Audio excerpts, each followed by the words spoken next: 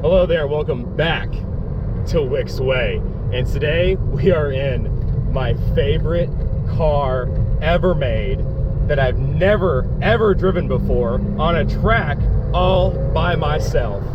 Say hello to the 1993 Lancia Delta Integrale EVO 2.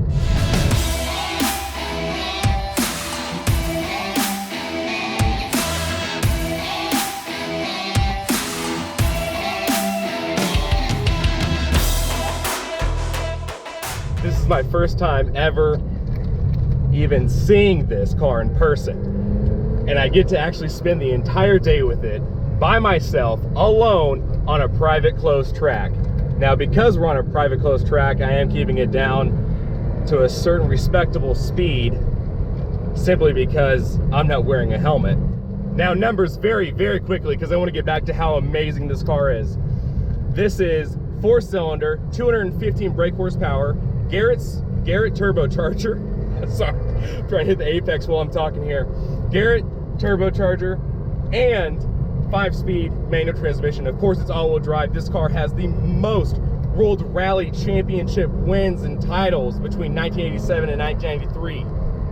It's absolutely amazing how much feedback this car has. Okay, so that's enough about numbers. Let me get into that. So the feedback that I'm feeling as I'm downshifting into each one of these corners at this private track. Yeah, that's the other thing. I'm on a private track by myself, enjoying my childhood car. And they say don't meet your heroes, but whoever told you that was a liar, or they met somebody who really just doesn't care, because this is everything I've hoped and dreamed. And thank God I wear sunglasses when I do these reviews, because I have big man tears under these beautiful sunglasses. And of course, how Lancia, which is what I've been told is how it's actually pronounced. Well, I'm still gonna butcher it and just call it Lancia. So the interior itself, it is definitely Lancia. It's definitely Italian. The rev counter, the speedometer, everything, all the gauges scream 90s hatchback. There is one thing I'm noticing that always gets me about older cars that are manual, that aren't gated. The shifter itself, the actual gear lever, is very well, it's just flimsy. It's just like every 90s car, very rubbery and flimsy and slender. Let your imagine take hold of that one. Thanks to COVID, I've had to work from home and I have to get an office chair, and I might just buy one of these. They hold me. They hold me tender and close. Like I want this to hold. I want to put this on its side and hold me in bed and cradle me to sleep. Like it's just, oh, it's so good.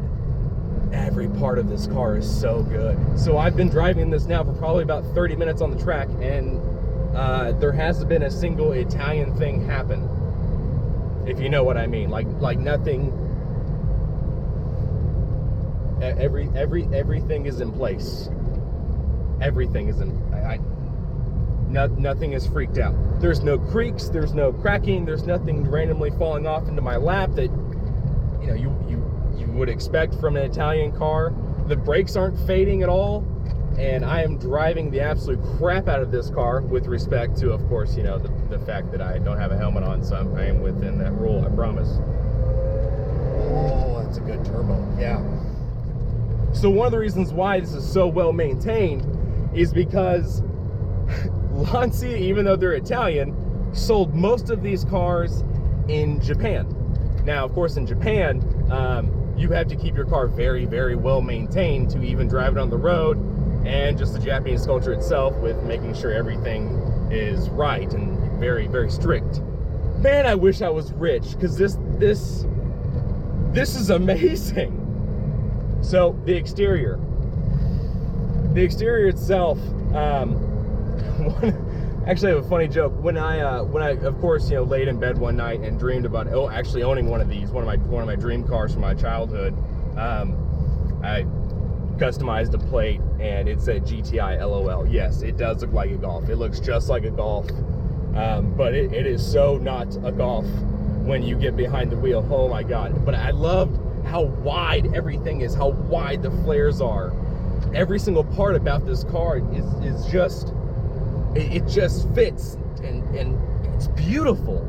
It is an absolute timeless piece of work. And just look at it. Look at all those angles. Look at the wheels. Look at those headlights. Look at there's not a bad angle of this car. There isn't.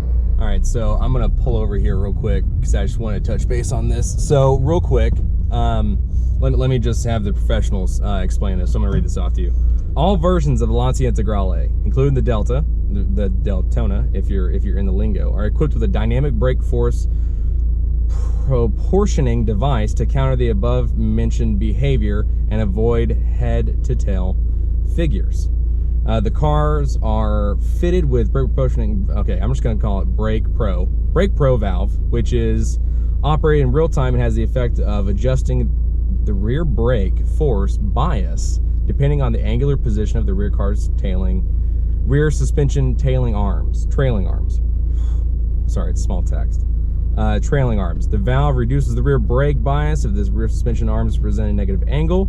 An example, the car is braked hard enough to have the front suspension dive and the rear suspension rise, and amplifies it if the rear trailing arm angle is positive. The system is very efficient, blah, blah. Okay, so basically it just means that it knows that you can be stupid. So it made it stupid proof in 1990.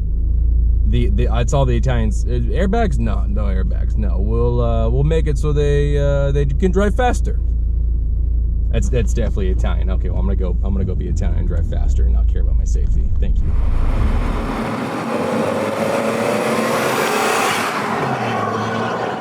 So that's it for the review. I want to give a huge, major thank you to everyone involved with this, especially Motorsports Ranch. Huge thank you. Out in Crescent, Texas, huge thank you for letting us come out and just have the entire track to ourselves for the day. To GF Motorsports, gfmotorsports.com, huge thank you. I can't thank you enough for allowing this experience, this meet your hero gift that you've given me, and of course the amazing shots that were definitely a lot higher quality than what you're seeing me talk on right now, which is all done by Shot by Dale. Thank you, Dale. Thank you, GF. Thank you, MSR. Thank you, Italians. Thank you.